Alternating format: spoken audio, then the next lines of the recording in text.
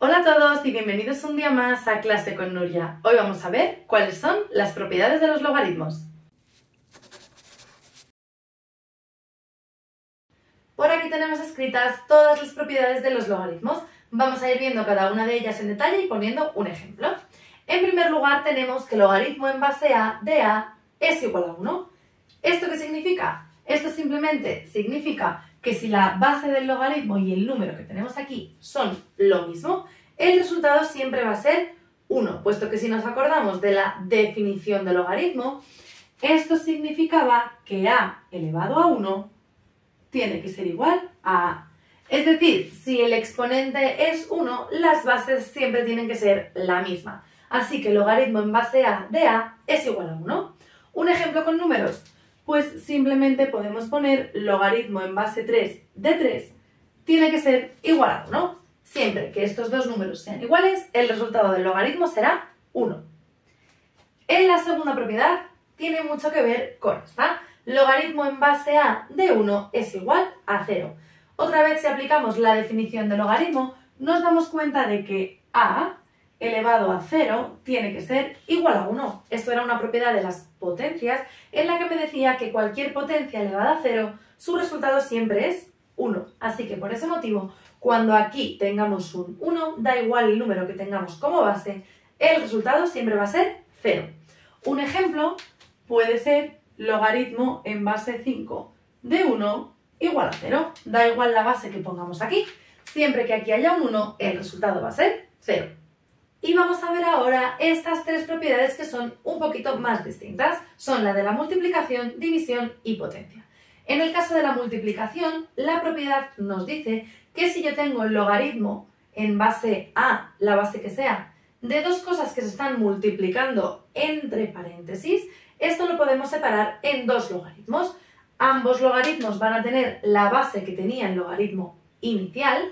A uno le vamos a poner el primer número, al otro le vamos a poner el segundo número y en medio se tienen que sumar. Esta propiedad también nos vale al revés. Si yo tengo dos logaritmos de la misma base, muy importante, la base tiene que ser la misma, que se están sumando, los puedo convertir en un único logaritmo de esta forma, poniendo logaritmo en la base que tengan, puesto que la base tiene que ser la misma, y metiendo entre paréntesis los números que tengamos aquí, multiplicándose. Vamos a poner ahora un ejemplo con números.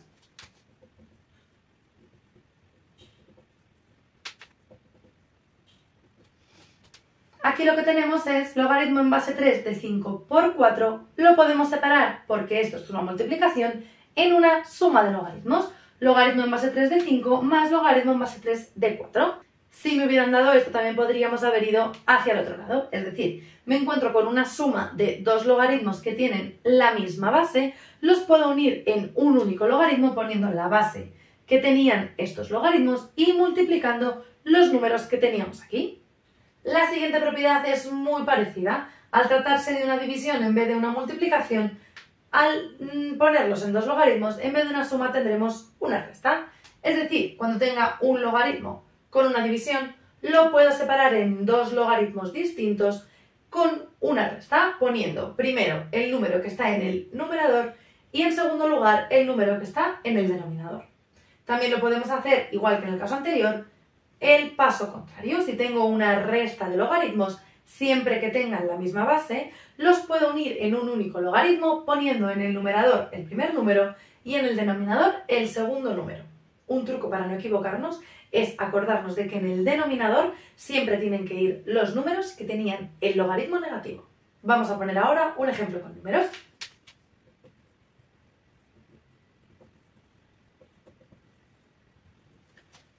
Si utilizamos el mismo ejemplo anterior pero ahora con una división, vemos que el logaritmo en base 3 de 5 cuartos es lo mismo que el logaritmo en base 3 de 5 menos el logaritmo en base 3 de 4. Y también podemos hacer el paso contrario. Si yo me encuentro con la resta de logaritmos, como hemos dicho, lo podemos transformar en un único logaritmo en el que en el numerador va a ir el número que iba con el logaritmo positivo y en el denominador va a ir el número que iba con el logaritmo negativo.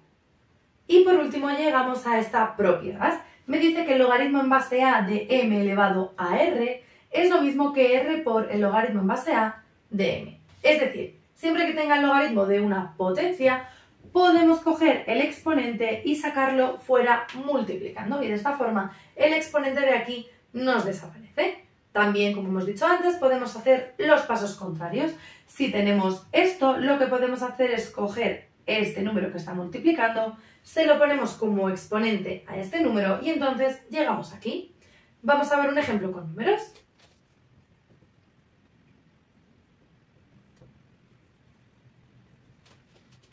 Si yo tengo el logaritmo en base 4 de 3 elevado a 5, lo que podemos hacer es quitar el exponente de aquí y sacarlo multiplicando, de tal forma que nos queda 5 por logaritmo en base 4 de 3.